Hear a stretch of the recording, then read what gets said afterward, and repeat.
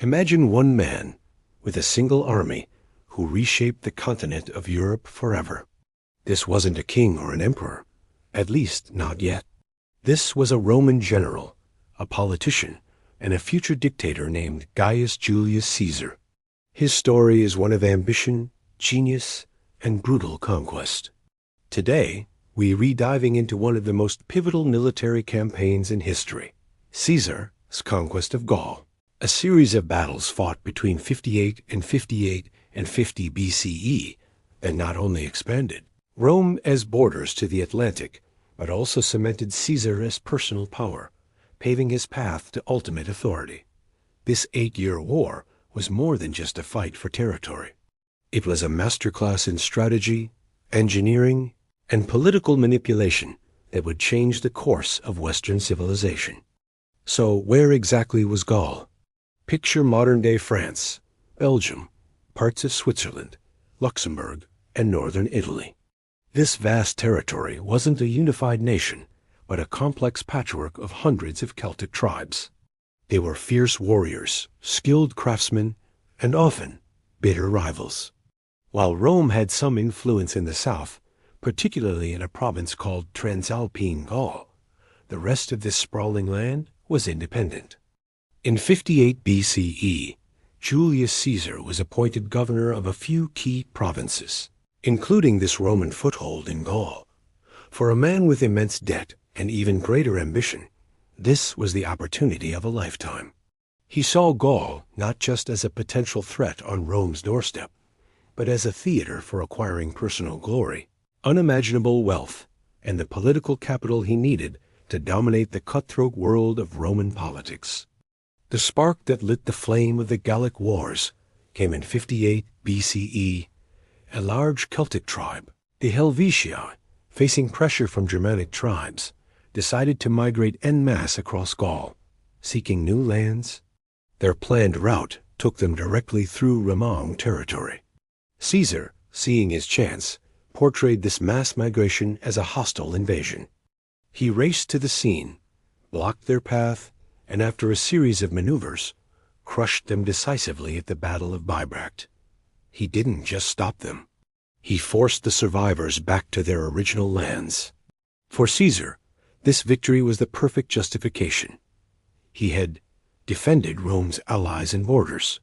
Now, under this pretext, he could march his legions deeper into Gaul, ostensibly to secure the region, but in reality, to conquer it piece by piece.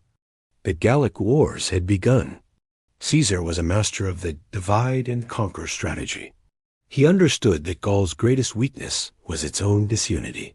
He masterfully exploited the ancient rivalries and feuds between the Gallic tribes. He would form alliances with some, like the Aedui, showering them with favors and promises of Roman support, only to use them as pawns against their traditional enemies. He used a combination of diplomacy, intimidation, and outright betrayal to keep the Gauls off balance and prevent them from forming a united front against him. In 57 BCE, he faced one of his toughest challenges yet, a powerful confederation of the Belgae tribes in the north. They were renowned for their bravery, but even their combined strength was no match for Roman discipline and Caesar's strategic brilliance. After a series of brutal battles, the Belgae Confederation was shattered, and another huge swath of Gaul fell under Roman influence. But Caesar's genius wasn't just on the battlefield. It was also in engineering. His legions weren't just soldiers. They were master builders. They could construct fortifications, bridges, and complex siege works with a speed that astonished and demoralized their enemies. One of his most famous feats was building a massive wooden bridge across the wide and turbulent Rhine River in just 10 days in 55 BCE. He marched his army across, made a show of force to intimidate the Germanic tribes on the other side, and then dismantled the bridge. The message was clear. Rome could go anywhere. But his masterpiece of military engineering came at the siege of Alesia. Facing a massive Gallic army, he built an unprecedented double wall of fortifications.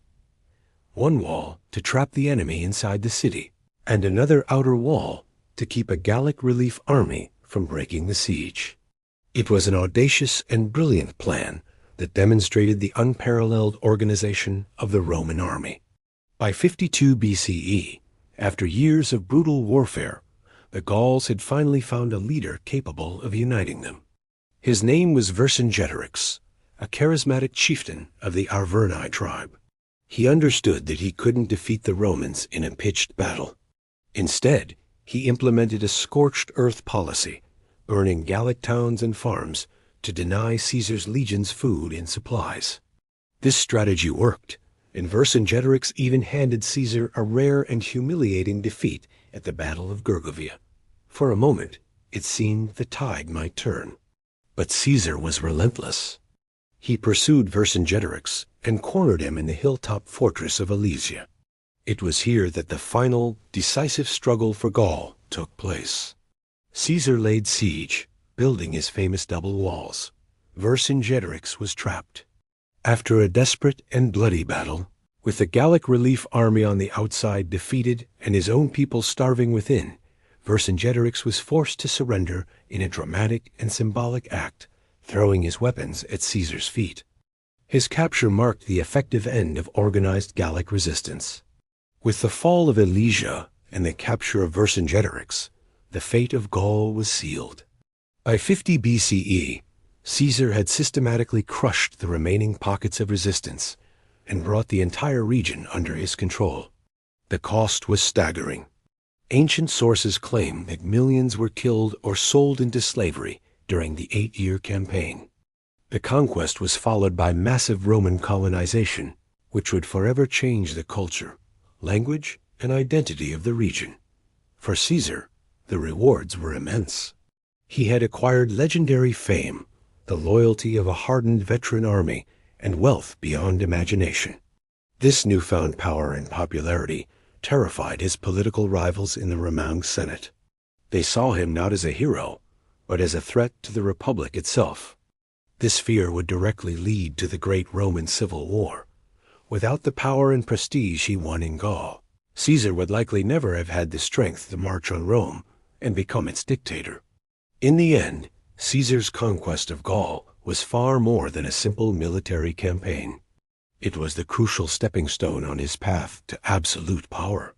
It transformed him from a prominent politician into the most powerful man in the Roman world.